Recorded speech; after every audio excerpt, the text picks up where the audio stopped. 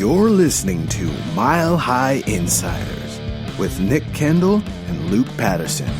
Head on over to milehighhuddle.com for all things Broncos. Now, it's time to find out what's going on behind the walls of UC Health Training Center. All right, it says that we are rolling here for a second. We got to wait till Buana, John K, the Living Beast, MHH gives us the thumbs up. There they are. All right, Luke, the floor is yours. What's up, Broncos country?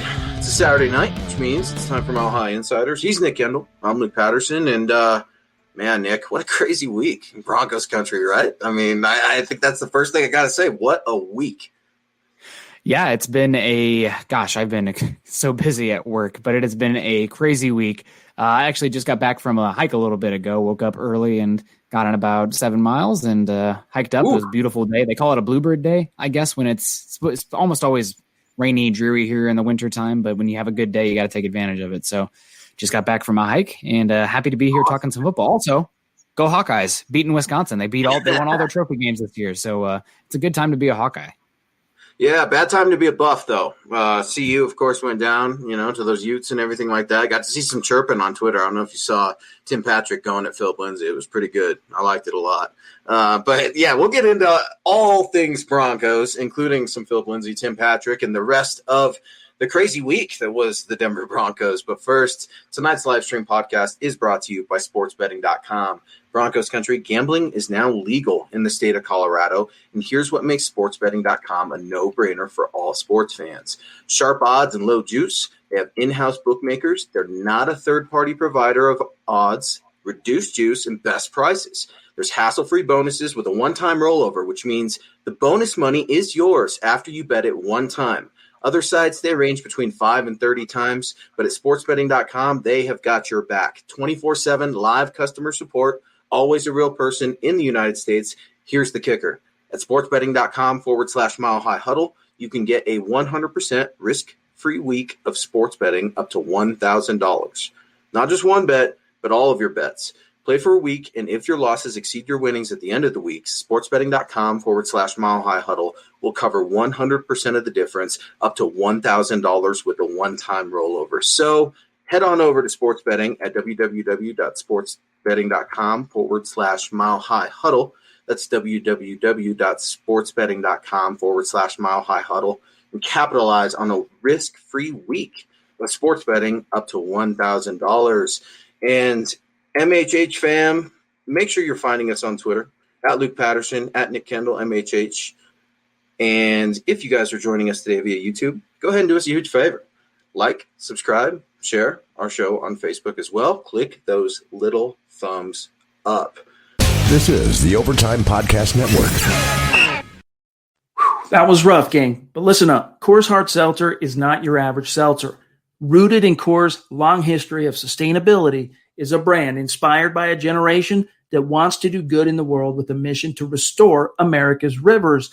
Never before has it been so easy, so simple, and yet so enjoyable to make a difference in the world.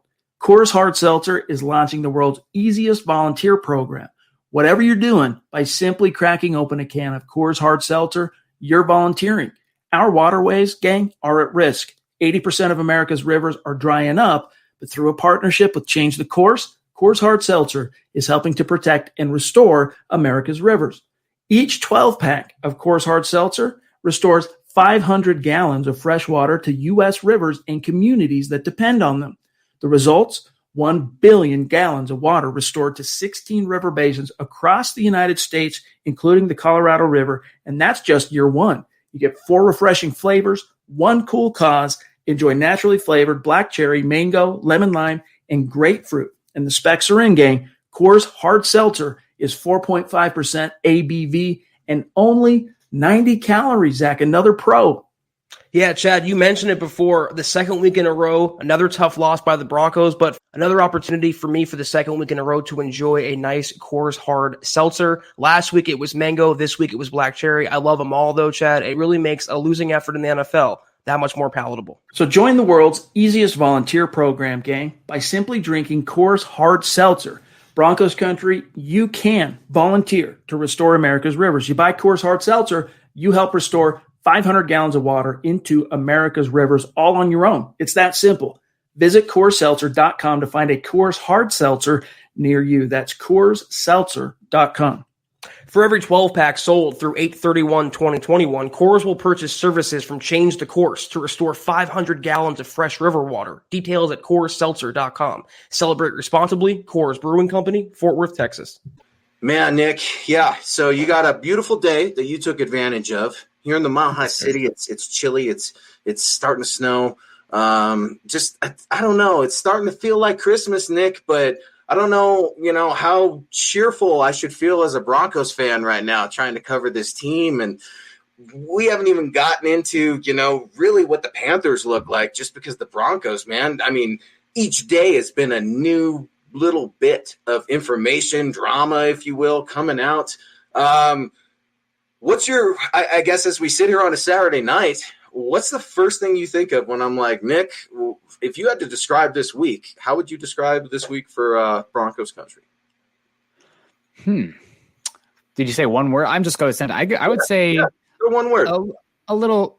There's been a little hint of optimism, I would say. I mean, it's been a up and down season. I think so. I think that most people, including me, you and me last week, thought that the Broncos were going to go into Arrowhead and it would be much of the same of how the Broncos have played the Chiefs since week 2, 2015, where they've not only have they gotten beat, but they've been embarrassed. And that wasn't the case this week against the Chiefs. It was a close game. I mean, granted, the Broncos had breaks go their way. There were 2 touchdowns to Tyreek Hill that were wiped off the board. And obviously, the Broncos being able to do what they were doing in the red zone defensively, hats off to Vic Fangio there. But I think there is some optimism there as far as some stability as well. I mean, I think Drew Lock did show enough where at least there's more of a chance that he could be the guy next year. I'm not saying the guy. It's not an all caps, bold, underlined the guy. But I also think there's a little bit more stability with Vic Fangio. I mean, if you have, with how it decimated the Broncos defenses with injuries and to hold that team to 22, I mean, Patrick Mahomes, he was an average quarterback last week with the EPA and all statistics. He's still not an average quarterback, but that says how good the Broncos defense was under Vic Fangio. So, I mean, I would say optimism. I came into that game having almost no expectations, and they circled what I expected. So, and then we got names coming in here. ZW Designs. I saw Paul was in the house. Patty's in the house. CC's in the house. Cobra Commander. It's been a bit. So, it's really exciting. But you say, the Broncos have been kind of, a pain to cover. Not a pain, but, a dreary team. Frustrating. It's dramatic. It's, I think I'd say maybe a little overwhelming at times because it's all the stuff I don't want to cover, Nick. I don't want to cover Jerry Jeudy tweets. I don't want to cover, but it's irresponsible. It's irresponsible if we don't because these things matter. To what degree we can disagree on and or debate, but man, I'm with you. Optimism. I like that because you're right. As we go back to a week ago, we were both talking about, man, this is, and especially for me, this is a big final here. I want to see how Drew performs. And although he threw an interception to start the game and end the game, he didn't go nose bombing down, which I was a little surprised about. Saw some throws that were decent. Still frustrated with Drew, but we'll get into all that. Optimism. I love that, Nick, because I can see a ton of optimism here in the chat. Saying what's up to Robert Caslow. We've got Joseph in the house, Charlie Beagle, one of our own, James Campbell. What's up, buddy? And Terry coming in here instantly. Rapid fire. Terry, appreciate you so much. Terry Randall with the $2 super chat. Hashtag Nick's Beer Fund. Hashtag Use the Force, Luke. Hashtag State of Being. And I love it, Terry. So as we start to kick things off, man, I'm gonna just give you a little trivia question. A year ago on this day, this Broncos player jersey was released. This Bronco player, it has to be Drew Lock, right? It was Drew Lock. It was released in the team store. It popped up on my Facebook memories, Nick. And I'm thinking, man, everybody was so crazy, right? We got to go get that number 3 jersey. And now people are like, oh, I don't know if I'm going to be buying a 3 jersey. It's interesting, man. It's interesting how the times have changed. And looking at where we're at, man, it's crazy. There's Broncos country. They're upset. And I can see it in the chat. Drew's the guy. Drew's not the guy. I love it. I love the disagreement. If we all agreed, this would be boring. So Yeah. I want to make sure, before we get into it, y'all just send us your best takes, man. I want to see it. I want to get you guys involved tonight. Nick, I know you do too. And we got some news. I think you want to just go ahead and pop out a few little bits of business here. So I wouldn't call it breaking news, but about an hour ago, Mike Liss came out and said the Broncos did get fined. A couple of players. First, Draymond Jones got fined $5,600 for a horse collar tackle. I was asking, who did he horse collar? And then you and John, of course, told me he got Le'Veon Bell. So he's getting a $5,600 fine. Duke Dawson, defensive back, he got a $3,561 fine for unnecessary roughness. And correct me if I'm wrong, Broncos country, but I thought he threw a hand or something. I thought it was maybe a hand to the face mask, but just kind of not good news heading into the game tomorrow. It's just kind of one of those things, death by inches, if you will. I don't know, Nick. What do you think? Yeah, I mean, it's a bummer, but that's going to happen when you're playing football. So, you hope that I feel bad for a guy like Draymond Jones who's playing on that third-round contract. It's not pennies by any means, but that hurts the wallet. So it's a little bit of a bummer, but, it's going to happen. You sound like Fangio there for a minute. I feel bad for the guy. Yeah, I mean, it stinks. He did the tackle, and before, that used to be allowed, so it looks much more graphic these days. But again, I mean, I'm coming optimistic. I mean, it was Sunday Night Football, and everybody really expected the Broncos to get their faces punched in, and they definitely could have. I mean, they had every reason to have an excuse to do that, and they came out and played. So I'm feeling pretty good about it. I know that it's definitely you have to switch the parameters. You have to switch how you view this team right now, because if you came in there and you were heart set on beating the Chiefs, you probably had unrealistic expectations. That's like cheering for your unathletic, 6-year-old kid out there. He's not going to win the race, but then you're going to be irritated when he doesn't win. It's like, come on, like you have to have some reality here. So I thought they played a good game overall. I'm happy about it. You're right, man. You're right. They didn't. Vic Fangio's defense, as much grief as I give Vic Fangio, his defense played very well. Now, and I'm telling you, man, that bend don't break. It's not beautiful, but defense. If you can hold them to 3, with how many points teams are putting up today, if you even have an average offense out there, which the Broncos, I know they ran the ball really well. Drew was up and down. They really kind of took the game off his shoulders, which we can have a whole discussion about that. We'll see what this Panthers game is. But they were in the game, and arguably, I would say the Chiefs are the best team in the AFC right now. I know Pittsburgh won, but they were winning a lot of close games. I mean, they don't really have the offense to keep up with the Chiefs, especially if it was like back and forth. You're definitely going with KC in that kind of game. So Broncos were respectable in Arrowhead in prime time. So this is so much to be excited about. Like, this team could be, I'm not going to say win the division next year, but they have the pieces to make the playoffs next year. It's just comes down to that quarterback. So we'll see.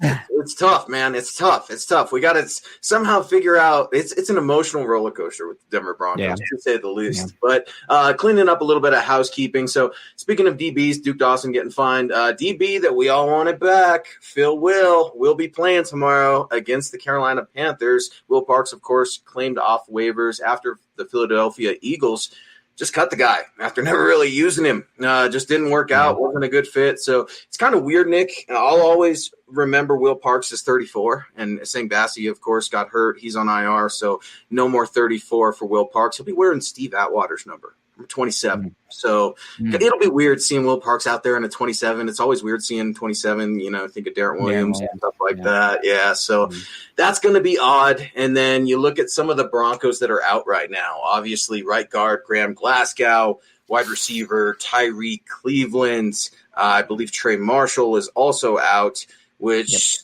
gives a little bit of opportunity for some other players. Obviously, we covered Will Parks, welcome back, and Josh Watson. He's going to be active. Derek Tuska, he's going to be active. And then something that you talked to me about right before the show started, Mark Barron. Nick, are we going to see Mark Barron tomorrow? I mean, I'm not sure how much they will utilize him, given, honestly, the Broncos linebackers, a lot of it has to do with scheme.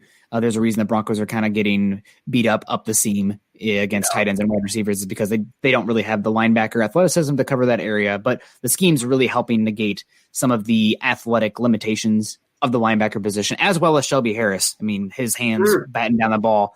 I've done a full 180 on Shelby Harris, man. He'd bring him back. They need to pay the dude. So it'll be I don't know. We'll see Mark Barron. I'm guessing most likely it'll be very small substitution role / special teams, especially now that Tyree Cleveland's out. It's probably not a one for there, but you need bodies in special teams. Yeah, and maybe, I'm glad you brought up special teams. It's something that, I know it's not the hottest thing ever, but when you're scoring touchdowns, it's great. But when other teams are scoring touchdowns on you, that means your special teams unit's usually garbage, something that's been garbage for the Broncos for a long time. Maybe Will Parks and Mark Barron can bring a new element to that special teams unit. I think Will Parks is a solid tackler. I like his game a lot. So I'm looking for an improvement immediately in the special teams unit with Will Parks just being out there. Now, I think it might take him a minute to figure out, where he get his bearings, so to speak, right? I mean, it's totally a whole new defense, though. He was here last year, so yeah, it's not totally like he's reading a foreign language here. So he should be able to communicate with his guys, who he was, really pumped to say, "Hey, man, I was overwhelmed by Broncos country throwing me love. My cell phones were both dead because my phones were blowing up, man." So that was so cool to see Broncos country. I've never seen a player. It's almost like a backup player, special teams role player with so much love, really, like Will Parks in this city. I mean, it's crazy, man. I love him. I just absolutely love Will Parks. So I'm looking forward to seeing 27 out there. Were you asleep during the Chad Kelly hype? The pre-Buzz Lightyear getting beat up with a vacuum hose? Yeah. Because, I mean, they always say the most popular guy in town is the backup quarterback, but that was sure. There was some level of intelligence disconnect there that I just did not quite understand, but whatever. It's going to be a very interesting game this week. I am a little bit worried about Cushenberry being out, but we can't talk about injuries without talking about the Panthers, and they have a heap of injuries as well as guys out due to the, as Carl's daughter likes to say, the little sick bug reserve. But just going through their injury report, Rasul Douglas is questionable.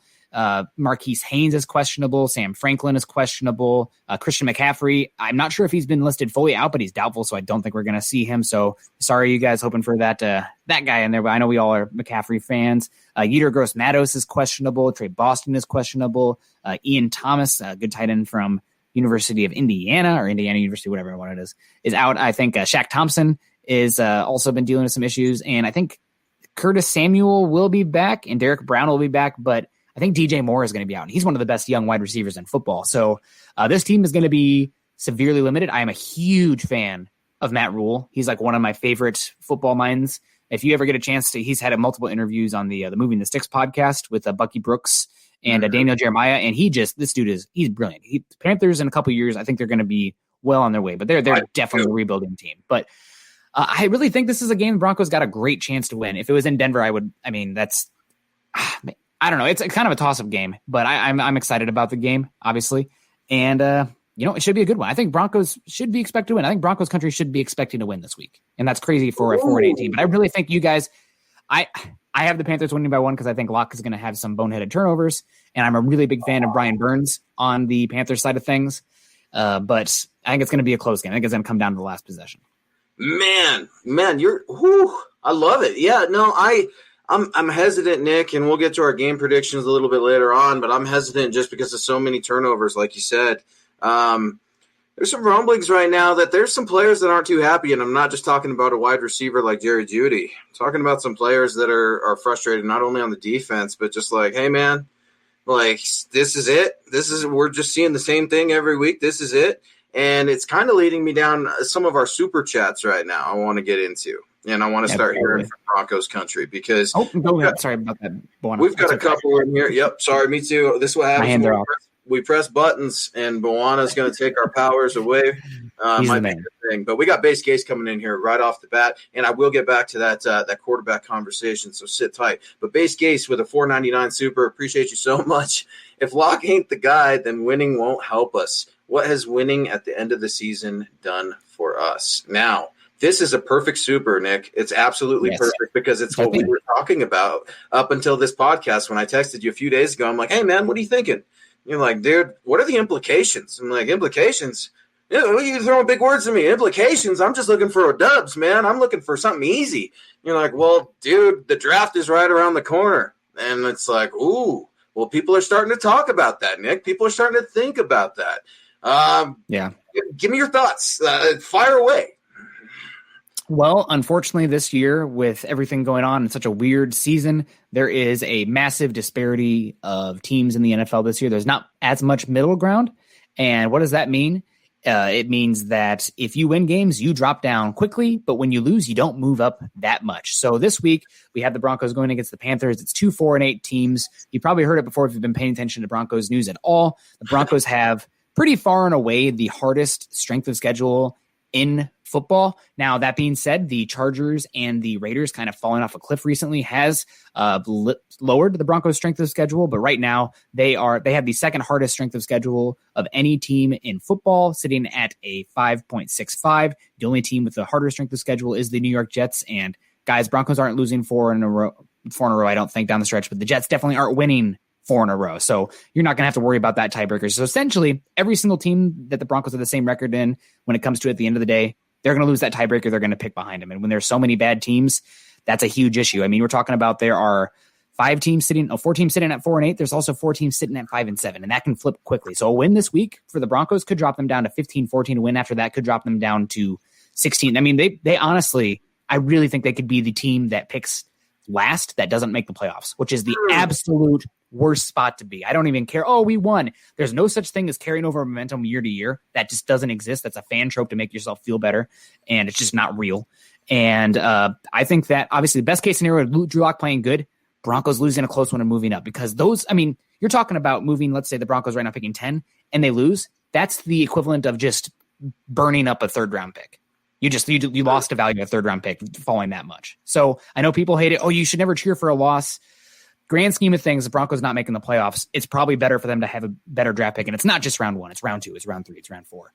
And that's the type of value you're talking about losing there in that kind of game. So it sucks. I think of it, I'm purely not emotional, analytical. Yes. Best pick possible is probably the way to go. Sucks. Yeah, I think that's, the fan in me wants to just scream at you and just, be like, are you kidding? Nobody get hurt. That's what I'm hearing. The analyst in me is like, dude, he's right. I mean, and we don't know what John wants to do in the draft. I didn't think he was going to use it. Who thought, raise your hands, John Elway was going to use all of the picks last year? Not me. I mean, not me. So I have no idea what John's going to do. And back to base case real quick, I just got to ask everybody, man, Greg Williams on that zero coverage, Nick. Man, talk about trying to secure a number 1 draft pick. My Lord. Brilliant. However, that being said, that lost me my fantasy playoff game. So I was against David Carr, and that was it. I can't get behind that. I love it. I absolutely love it. And it ties into the content perfectly. So I absolutely love it. This is the Overtime Podcast Network. And I want to start getting some more supers in here. We got Stir King 31 coming in here. Thank you so much for joining MHI, man. Appreciate you so much. With a $20 super, thank you. Why not play Brett Rippon? It's a win-win. If he is efficient, it proves it's not coaching. And if he's not efficient, you play Lock, and hopefully it lights a fire in him. Nothing is given to you in life. Lock should have to earn it. Stir King, I like where your head's at, because something Shelby Harris said immediately after that game. Look, we're fighting for our jobs out here. This is a sense of urgency here. And Nick, does it feel like Drew is fighting for his job? Because we all know he's secure, right? And then not going to – Brett Rippon, I hear you. Is he going to probably win you more games? No, I don't think so. No. I like Brett Rippon a lot. I think he's probably number 2 at best. But you got to look at the organization. I'm not looking for points tomorrow, Nick. I'm looking for improvement. I'm looking for trends to go up a little bit. I'm looking for, let's stay with a hot running back. Let's just go simple high-low reads. Tell him to throw the ball to Jerry Jeudy and make that happen. Let's do simple things. And whatever the score is, the score is. I mean, I'm okay with a loss just like you are too, but I'd be really okay with the loss if I'm showing signs of improvement. If we're showing things that we haven't seen before, I'd feel a lot better about that. So that's why I pump my brakes just a little bit about Brett Rippon.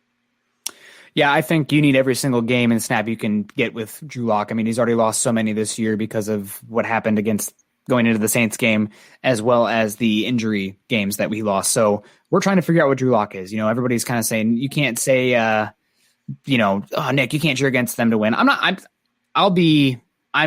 100% either way. I have my legs in both pools. If they win, huzzah. If they lose, well, higher draft pick. I'm gonna talk myself into it either way. You guys best believe that. As when it comes to playing Brett Rippon this week, I just don't think it makes sense. Brett Rippon doesn't have a future on this team at the quarterback position, starting at least. Maybe, man, if he's your backup, I still think you want to do better than that. But I honestly hope that he sticks around long enough that he can become like a quality offensive coach and then work his way up there, because I think he's got what it takes to be a really good coach in this league. But you need these snaps for Locke. This is a defense that has been okay for the Panthers. Rule is a really good defensive mind. He's a really good program builder. So that's why I think the Panthers are going to be good down the line. But this is a game where Locke should be better. This is a game that the Broncos might even have the lead. They can lean a little bit more on the ground game, and the defense might even get a lead as well. So you need these snaps for Locke. You need this game for Locke, because you're trying to figure out what Locke is. This is a big game to figure out. Hopefully a step in the right direction. It's not going to determine one way or the other for Locke. But and the last comment that we had there from him was about making sure Locke feels that competition. I think that competition's coming. It's just there's nobody on this team. Yes, exactly. It's coming down the pipeline, whether that be a draft pick, probably not, whether that be bringing in a reclamation project, whether that be bringing in a veteran. There's going to be competition for him next year, unless he goes on and has like Patrick Mahomes' performances down the last 4 games. Yeah. But even then, there's enough of a sample size of him being in a below average quarterback. I don't know if you can do that. So the competition's coming. He should know it's coming if he has any sort of grasp on reality. I love it. I absolutely love it, man. He's coming with optimism, but he's also coming with heat. He's Nick Kendell at Nick Kendell MHH. I'm Luke Patterson at Luke Patterson LP. You're listening to Mile High Insiders at MHI_football pod. So we got Kevin Peterson coming in here. What's up, Kevin? Appreciate you so much. A super chat superstar. Thank you for your support. What's up, fam? I'm sorry I missed the last few. Luke, Nick, we're winning tomorrow, and we're running the table. I hope all is well. Oh, Kevin, man, I can feel the energy. I love it. Thank you for making us a part of your night, your Saturday night tonight, man. But if you missed the show, don't ever worry. We got your back. Nick, they can listen to these podcasts anytime they want. You're also on Building the Broncos with Carl on Tuesday nights. We've got the Huddle Up Pod. We've got the Dove Valley Deep Divers. We've got tons of content on milehighhuddle.com. We've got your back. So don't worry about it, guys. If you can't make the pod, just listen to it when you get a chance. So Kevin Peterson, man, he's saying we're gonna run the table. Not only are we gonna win, but we're gonna run the table. Kevin, I'm not trying to be the Grinch here before Christmas, but I don't know, Nick. I feel completely opposite of you, man. I feel like a win would be miraculous tomorrow, but I could see the Broncos losing out. I really can't. It's hard for me to predict a win for this team right now. When I'm not seeing them give up ground, but I'm not seeing them make up ground either. And that's the toughest part. I'm seeing some of the same mistakes from the head coach that we're seeing from the quarterback, over and over. Now, Ed Donatell is going to be back. I think that's going to be huge for Vic. Vic's got his whoopee. That's Ed Donatell. And that's not even good for him coming back. Thank goodness for the scary bug there. Yeah, thank goodness for Ed Donatell coming back, but he's Vic's number one, man. He's like, is it Tom in The Godfather? The consigliere. He's the number one, man. And I think Donatell will definitely be there to help support Fangio, but I'm looking for, I don't know what the rallying cry is going to be. I think the defense will be solid, but that offense, it better get going. It has got to get going, because you can blame Pat Shurmur all you want, and I'm not necessarily happy with some of his play calling either. And I know we're not going to get you fired up about running backs, but for the love of God, can you use the hot running back? And I'm not even a Melvin Gordon fan, okay? I'll be the first to tell you that he's playing in a game on Sunday and has a court case on Monday. Those are just the facts.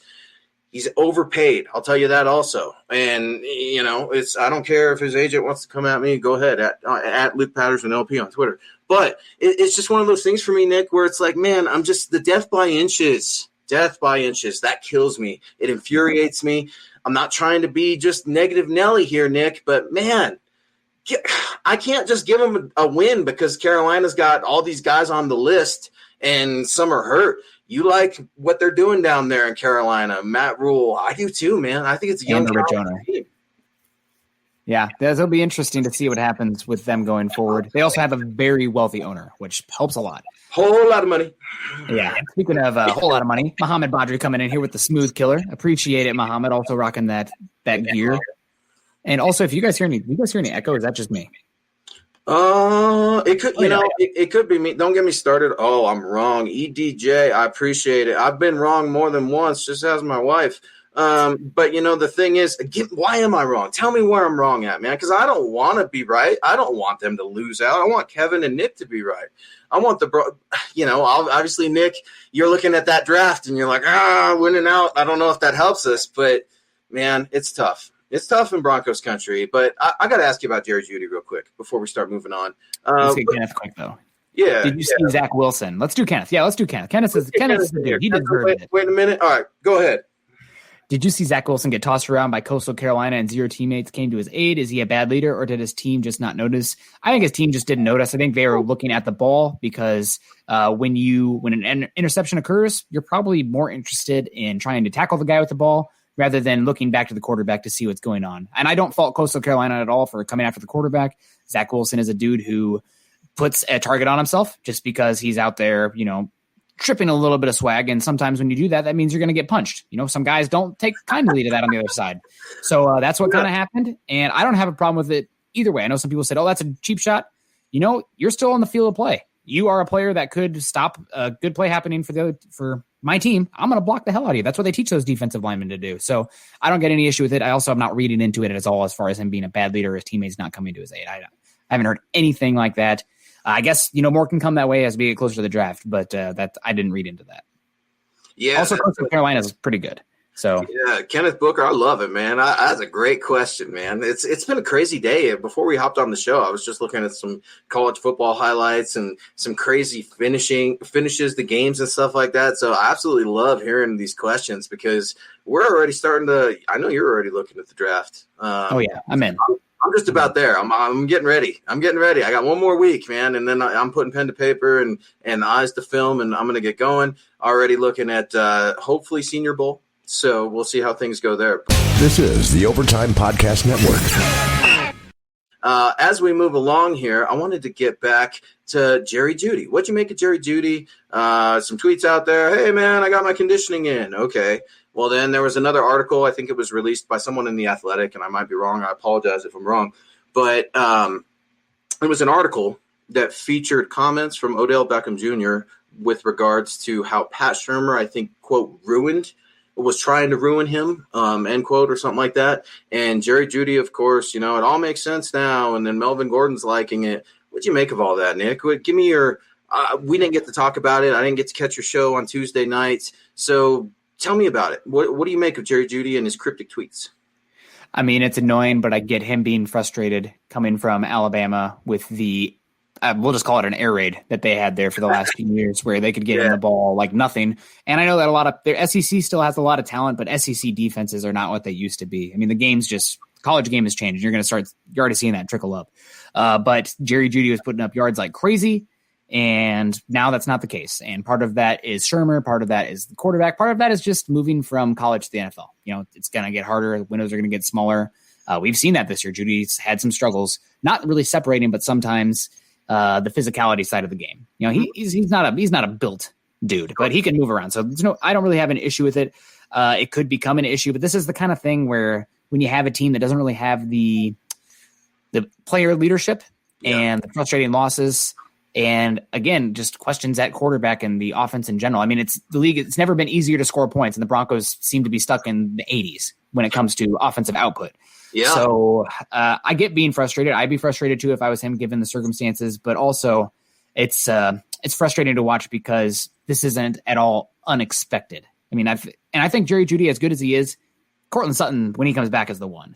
Jerry Jeudy will be that much better for having Cortland Sutton out there being that alpha guy on the outside, where Jerry Jeudy can do more work inside, outside with Z in the slot. So things are going to get better for Jeudy. Still very talented. He's a wide receiver. It's kind of, I'm hoping that he's not as much of a, I guess he's already gone, so we don't have to dance around anymore. Emmanuel Sanders was not well liked by people around the Broncos, not known as a good guy, despite his social media persona. But I don't think it's a stepping towards the Emmanuel Sanders road. I think it's just a dude who's used to being the best, and it's not going so well for him right now. So it's not unexpected, but still, you would hope that he wouldn't be making tweets about that. And we still don't know specifically what he's saying, but it just seems there's too many dots connecting there. Yeah, I didn't like it either. I liked how you described it. It's annoying, but I get it. I freaked out on him on Twitter. You saw I freaked out on Monday. I freaked out on Tuesday. I'm just like, death by inches. Are you kidding me? Each day, something new with this team. And then you've got, a couple weeks ago, Brandon McManus and Vaughn. And it's just like, man, another thing. So maybe I overreacted just a little bit with Jerry Jeudy. I'll give him some more room because he's a great football player. I still think he was the best wide receiver in the draft. I know his statistics don't necessarily support that. But like you said, you've got to look at some of the other factors, and it is a dependent position. So talking about being frustrated, Nick, AJ Bouye, where do you land as we're getting through this week? We're covering it, I think, a good time too, because I said I wanted to, get Broncos country involved, and they're firing out hot. And John's telling us on the private line, hey, man, you asked for it. You got it. And so I want to move along here. AJ Bouye, staring down the barrel of that suspension, right? Getting suspended. I think the appeal process already happened. This is the first game he will be serving, right, of that suspension? Yeah, 1 of 6. It sounds like with Brian Cushing, who was known as he's essentially his generation's Bill Romanowski when it comes to the performance-enhancing drugs. Yeah. So there's some questionable decision-making even being associated with him.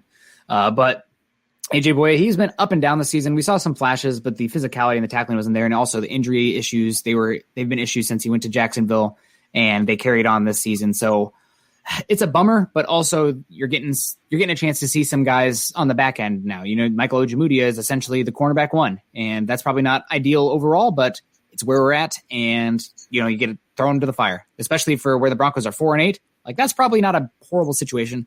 Also, the Broncos are going to save some money on AJ Bouye. It's a 6-game suspension. They don't have to pay him for these ones. That's money in the pocket, which the Broncos need. Let's just call it as it is. Yep. And I think that's probably the end of Bouye in Denver, barring some sort of massive contract change. I think that probably goodbye. So it's like Patches O'Houlihan in dodgeball. Bye-bye. That's awesome, dude. I love it. Yeah, I agree. It's frustrating, man. It's one of those death by inches things. And I know Coach Fangio said he knew about it. AJ Bouye came to him earlier. And while that sounds all good and fine, man, I mean, the fact is you got popped. You got popped. All right. Right, wrong, or indifferent. You got popped. And now you got to do the time. So I was disappointed in that. I said I was a little disappointed in Vic Fangio's approach because I find myself really liking this kid, man, this Iowa cat, Michael Ojemudia, man. I like him, Nick. I like him a lot. It bothered me so much when they benched him because it's like, okay, he struggled against Julio Jones. Tackling her, okay, come on. A couple tackles against Pittsburgh, give me a break. I like 23 out there a lot. I see tons of potential. So it bothered me because I'm like, sometimes I feel like Vic plays favorites with the older players, and he's got a thing, man. He's got a thing against the older players and the veteran coaches versus the young coaches. Rich Cangarello. And things like that, it just adds up, man. So it was a frustrating thing to see AJ Bouye, but I think he's gone, man. So I guess better late than never to get Will Parks back, because when you see Asang Bassi and Bryce Callahan, and what do you make of Bryce Callahan, dude? I mean, the fact of the matter is he was balling out of control, but here we are, another injury, and I know, it's not like the guy wants to get hurt, but it is what it is. It's almost, Jake Butt-esque. Yeah, I mean, he took a pay cut to come back this year, and we saw a really high performance from him. So we'll get another year with him next year. I don't know how much you can depend on him to get through 16 games, but you're going to get some high play from him either way next year. So cornerback right now is looking like the biggest need on this team outside of the quarterback position, which, we can debate that all day. It's a totally different – it needs to be evaluated in a different space than the rest of the roster just because that's where it starts and ends. Right. But we got Pabby coming in here hot. Pabby from the great state of Iowa, go Hawks. They won again today, beat Wisconsin. Sorry, I have to get that in there. Pabby, I think, is in the central Iowa, so I don't know if she's a Hawkeye or an Iowa State fan. That's not, honestly, I wonder about that one. But coming in here, looking forward to the Broncos versus Panthers game tomorrow and rest of the last few games. Hopefully 2021 will be better for all of us. I think that goes hopefully beyond football as well. 2021 will be better. And thanks, everyone. Go Broncos. Pabby, thank you. You're a doll. We always appreciate it when you come on here and grace us with your presence and your football takes and just your positive energy. We really do appreciate that. And we got Stew Meat coming in here. Yeah. Thank you, Stew Meat. Also, we got Baby Yoda coming in there. So we do. We see you, Stew Meat. You watch The Mandalorian? With your consent. Go ahead. You watch The Mandalorian, Nick? I've seen the first season. I am such a binger when it comes to it that I don't want to wait a week by week. So I am waiting for this season to end, and then the day it ends, I'll probably watch all of them in 48 hours, no sleep kind of thing. I'll just watch it all. I love it, dude. I'm addicted to that freaking show, man. I'm a Star Wars nerd through and through, man. Yeah. And then we got Chloe coming in here. What's up, Chloe? What's good, Broncos country? What is good? I think I'm getting it.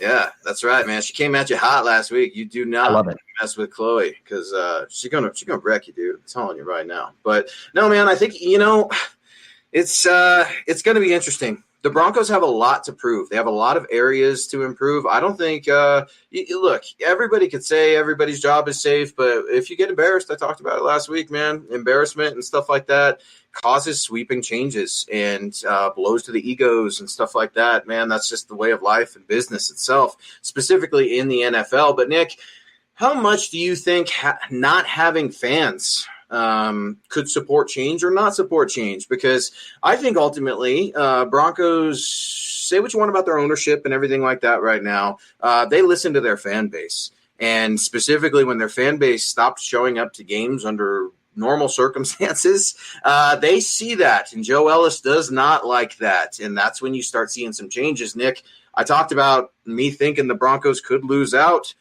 If they lose out, Vic Fangio is going to be sitting there with the same record as Vance Joseph, and that's ugly, right? I had somebody come at me on Twitter about this very conversation.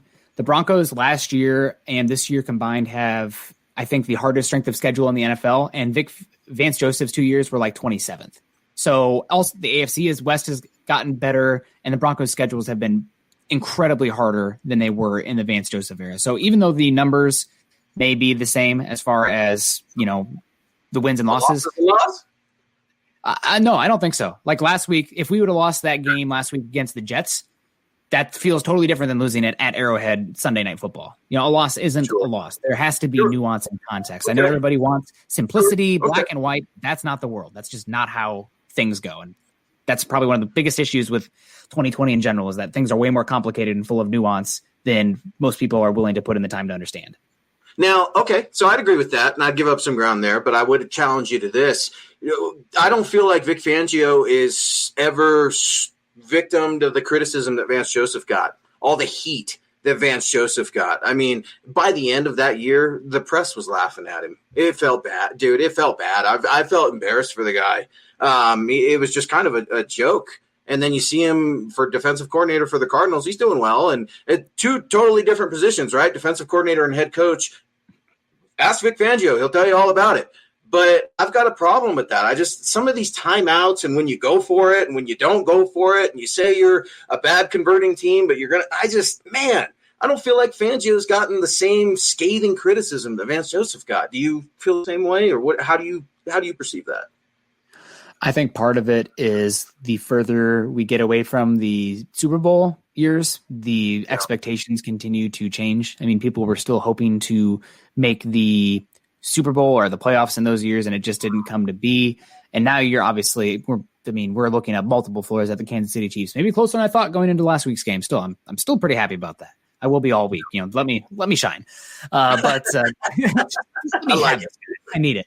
But I don't know. I think the team seems like it's in a much more stable situation. It doesn't feel like they're, it's pretty obvious when the leadership at the top is such a problem, and it still is for the Broncos because the ownership situation. But for at least for Vic Fangio, you know that he won't put up with gruff. And I did not get that feeling from Vance Joseph. Also, Vance Joseph had the domestic issues in the background while he was at Boulder.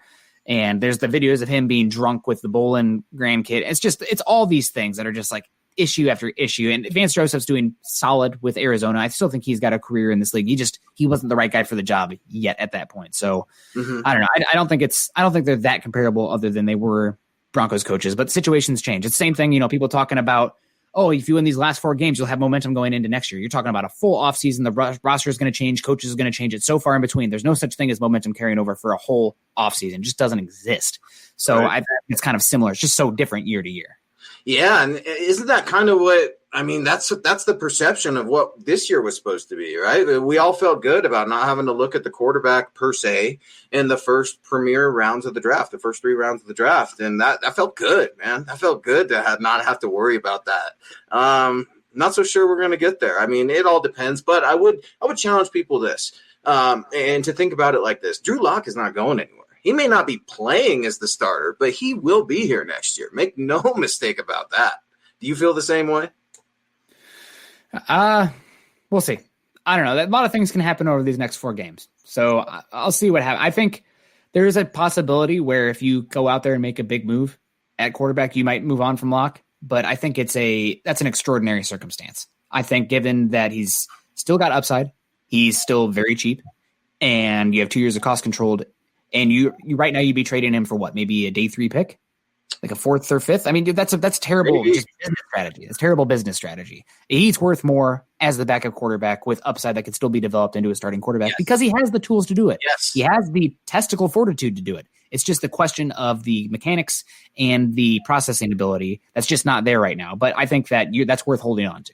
And I think that's a great point. And it kind of, I don't know. It's almost like I wrote about it when Brock Osweiler talked. Right? Did you get to catch that when Brock Osweiler spoke a little bit? I thought Brock was a little crazy at times when he goes, "Look, I think it takes 3 years." I'm like, "Well, Jesus, I don't know about that." But I thought he had some really interesting points, Nick, and something I wondered. Do you save Drew from himself a little bit? Like, maybe there isn't such a bad thing if you still have him on the team, and there is another quarterback in waiting or something like that. I don't see what's wrong with that, but. Right, wrong, or indifferent, I think Drew's going to be on the team next year. We'll have to see. TS coming in. Oh, man, taking a personal shot. I don't know about that one, man. We got to keep it clean. That's going to be a testicular fortitude. I think Drew Lock is the right thing. That's a comment. That's a good comment. You're pumping Drew up, man, and that's something Drew doesn't need because Drew's a very confident guy. I do appreciate that, and something I've liked Drew since Missouri, and I'm very tough on him right now. But he's an empath. He's an empath. He feels so much. And sometimes that means when things are going well, he's out there dancing. But when things aren't going well, he's yelling curse words at the stands, which happened after the Chargers game. And, pouting sometimes too. So sometimes I think he feels a little bit too much. But I think that, you see him out there throwing, balls like, what the hell are you doing? There's some balls on those throws that he's doing. But the question is more so the mechanics, because with those comes accuracy, which – the farther the ball gets down the field, the worse it gets for Locke, and that's all comes back to mechanics. That touch down the field is hit or miss, and also the processing, the intelligence, that kind of thing. Yeah, that's just it. And George coming in here, and I appreciate you, George Moravi coming in. The big question is, can Drew's problems be fixed? Yeah, it can. You know why? Because he has the power to fix them. It's no one else's responsibility. We can blame Pat Shurmur all we want. Pat Shurmur's not throwing those picks, man. He's not throwing them. So Drew drives me crazy, and it's like that moment, like I get mad at Drew and I trash Drew because I care, right? Because I care. Yeah. If I didn't care, I'd just be like, later, see you later, Simeon, Paxton, Keenum. Mark Sanchez, Keenum, you name them, quarterback carousel. I don't want Drew to be another peg on the QB carousel, man. I don't. Yeah. Yeah, it's just – honestly, at this point, you're hoping for him to become a Derek Carr level quarterback, which when things are right, Derek Carr is a good enough quarterback. I think he could win a Super Bowl, but now granted, you need a really good team around him, but that's good enough. And that's something the Broncos haven't had for a while. And I think this is actually a pretty darn good team coming up around him. It's just really that quarterback question. How far can he take them? So we'll see. I think that Locke's improving the defenses. Part of that is they've really cut back. They were asking him to read at like a 7th grade level, and they found out it was too much, so they went back to the 3rd grade level book. Watch the bat, watch the fly, because they really simplified it, and that's helping the offense. They're taking it out of his hands, but in the NFL, that can only take you so far. So You are I'm sorry. unbelievable. You are unbelievable, dude. No, you're exactly right. Because I was going to say, man, they're spoon feeding him this offense. Which is not wrong. I don't think that's wrong. No, Right, if it's going to win games, no. And look Yeah. at Lamar Jackson, right? Look at Lamar Jackson, the greatest thing ever. Here's what I'll say: the Ravens, they invested in Lamar Jackson. And they're going that way with Lamar Jackson. Invest your quarterback. And that doesn't mean go get him wide receivers and everything. Do what he does best. Work with him. Use that. Bend a little bit to him. There's nothing wrong with that, Nick. You're exactly right. Yeah. And, I mean, I will say the Broncos have done a lot to invest in the quarterback position. People keep saying they need to do more. Well, Broncos went out, and it doesn't mean they always make the right decisions, but they paid a hefty amount for the right tackle. He left because of that bug. And also, who knows what he'll play again. We'll see. Glasgow, they spent money on that. They spent the 3rd round pick on who many people thought was a lot of people really liked as one of the best centers in this draft. Reisner, early 2nd round pick. And Garrett Bowles is playing like one of the best tackles in football. So you can't say that they haven't invested in the offensive line. Oh, and also they got this guy named Mike Munchak in here. And then they went out, 1st round tight end. They went out and got his best friend at Mizzou, Alberto Cuebanam. They paid another running back. And they drafted wide receiver round 1 and 2. I mean, it's not like they haven't gone out there and done everything they could to help the quarterback position.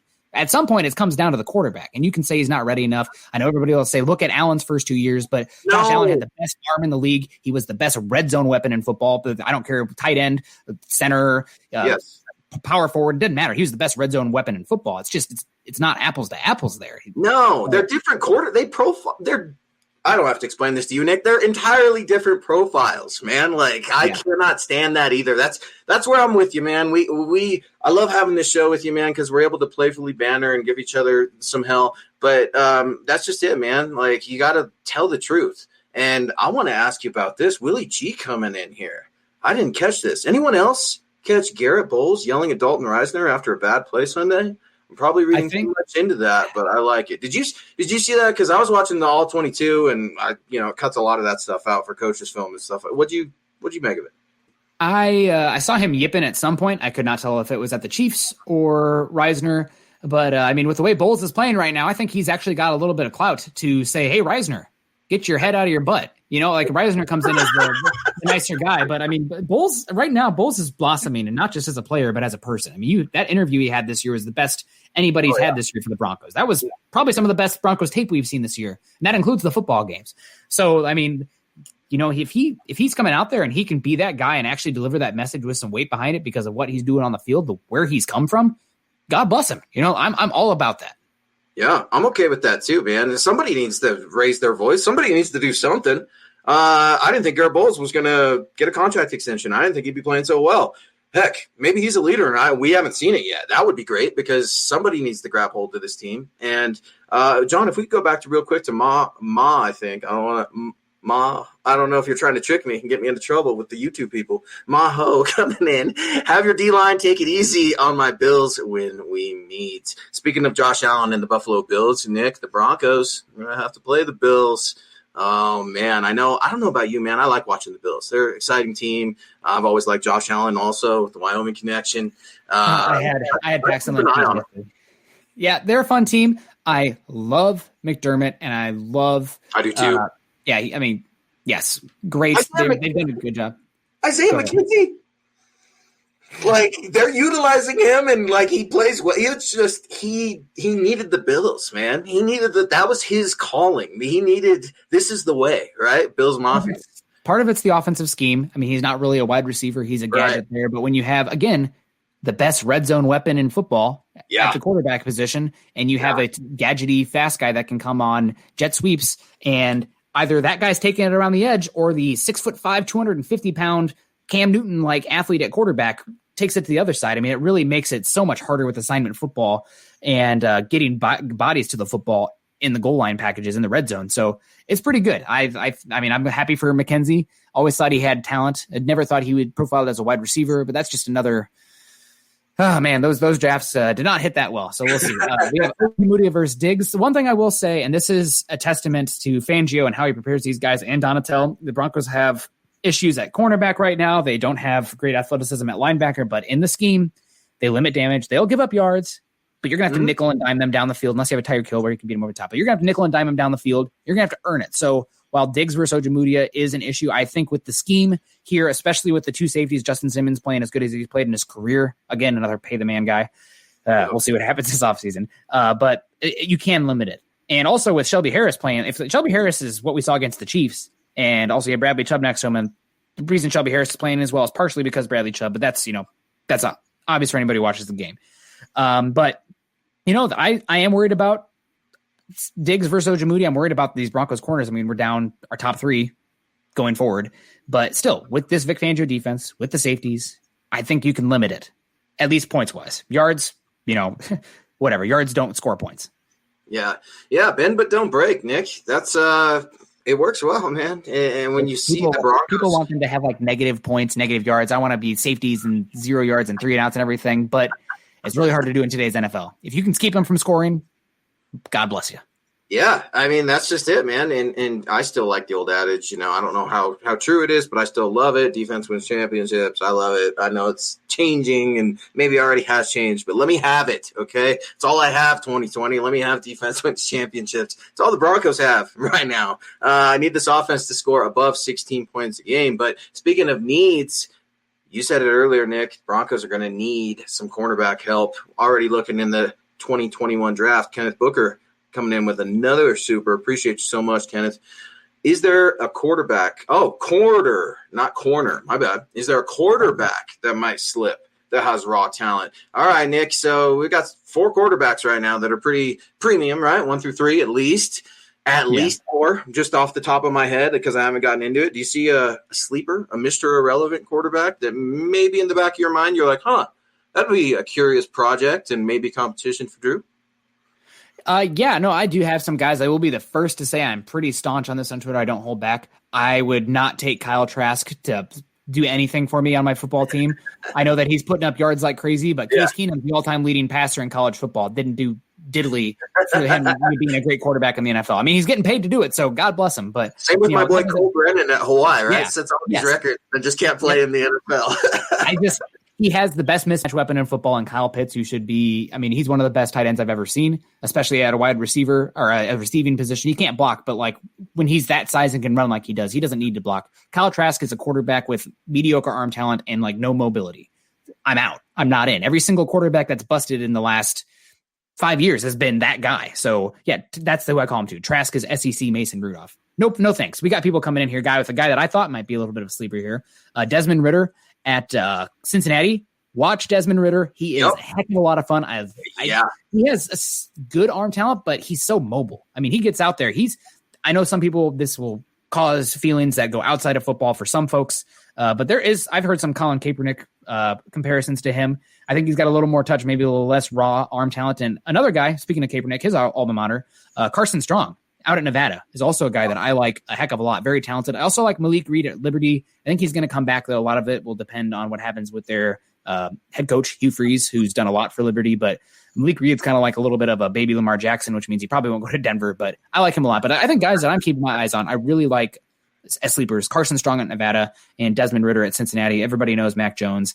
I would take Mac Jones before Kyle Trask. I know he's putting up yards, but it comes down to tools. Like the quarterback said, you had Josh Allen and Dwayne Haskins, good quarterbacks, but they didn't have the arm talent, didn't have the mobility. They couldn't rely on either of those things during their development phase. I'd see the same thing with Kyle Trask, but even lesser so because the arm talent's not great. The ball placement, it's all this stuff. It's like, I'm out. Yeah, you would have to, you have to have resources, you have to have talent, and you have to have the right fit. I think that's the fit right now is what we're wondering, I think, with Drew Lock, at least for me, because I know he has the talent. We see it. That's the most frustrating thing about Drew. But like you said, man, sometimes I think he crawls into his own head a little bit. And I think he cares so much that it's paralyzing him at times. I see him staring at the Jumbotron. You do too, man. And I know he feels bad. I know he doesn't want to say the same thing every week. I know the guy doesn't want to talk about his mom tweeting fire back response. I know he doesn't want that. I'm not making excuses for his play, but it's all about fit, man. It's all about fit, and we're starting to wrap things up. So, man, I do have a question for you to get out of here, though. This is an interesting one. The chat can get along too. So when a NFL expansion team comes along, teams get to protect 10 players. This is just the scenario. Get it to protect 10 players. Okay. Who are your 10 players for the Denver Broncos that you would protect from being picked up by another team if you could protect 10 players? I know that's a big number here, but we can write it down. But this is an interesting question because I had 9 that I thought was pretty obvious, but that 10th one, I just could not get to it. Oh, okay. So we got to go Garrett Bowles.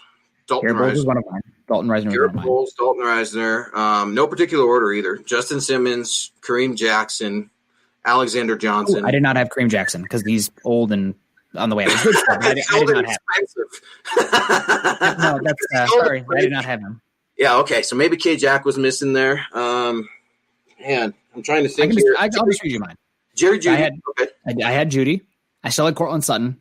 Yep. I had KJ Hamler still because he's the youngest player on the team. I know they're both 21, but KJ Hamler is months younger. Okay. And he's looked really good. Noah Fant, so there's 4. Yes. Garrett Bowles, that's 5.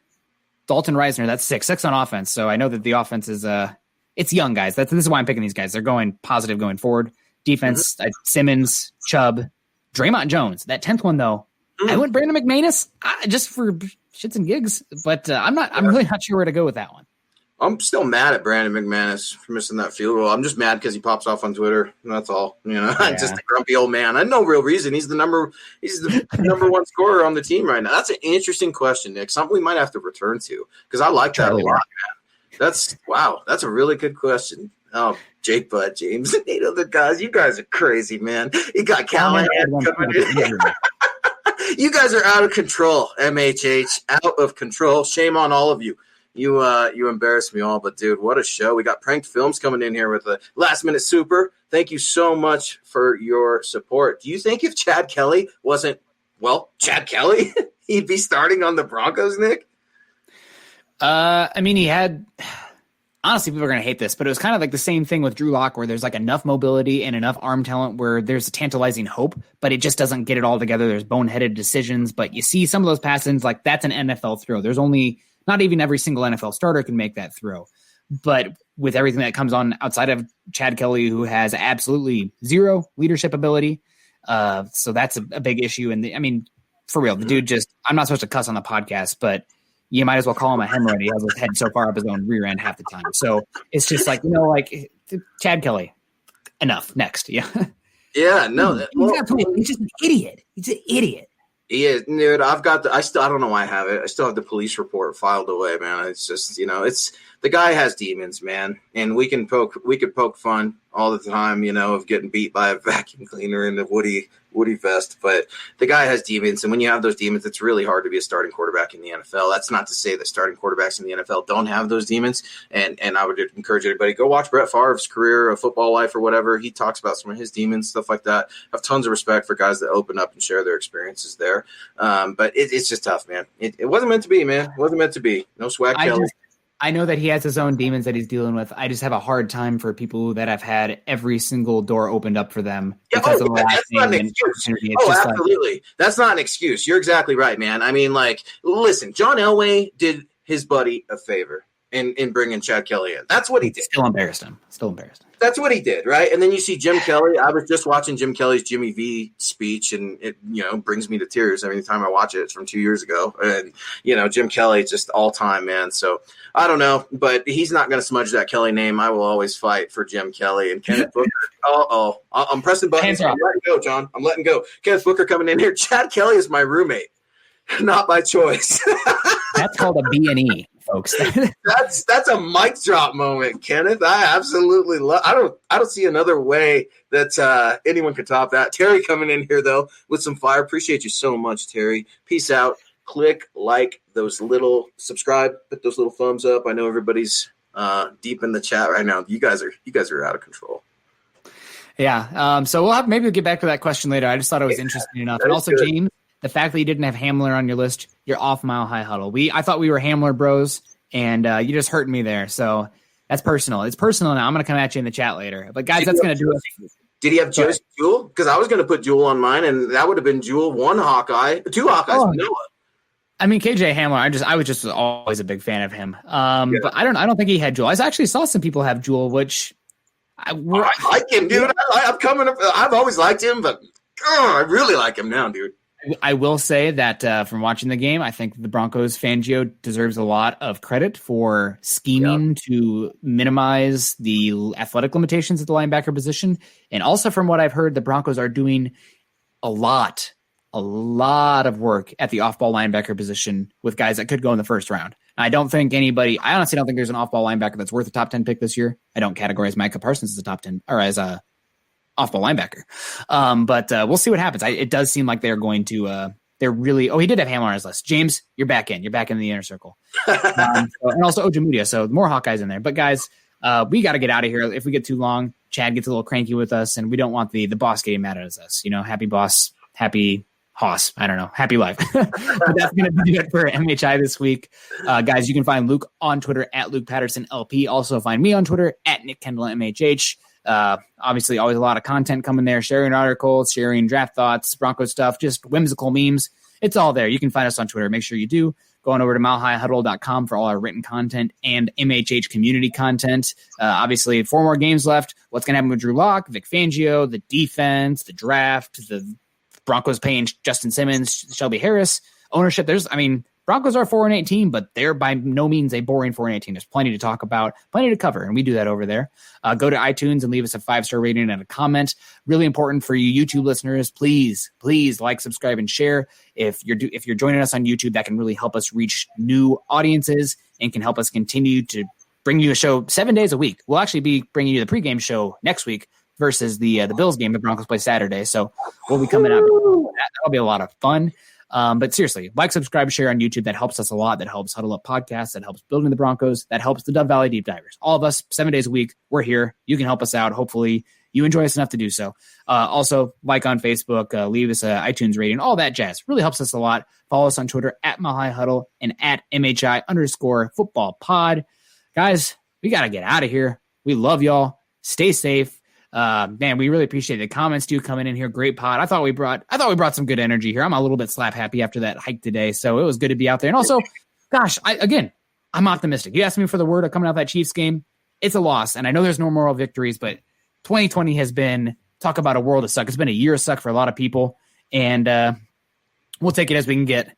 As always, stay safe, make smart decisions.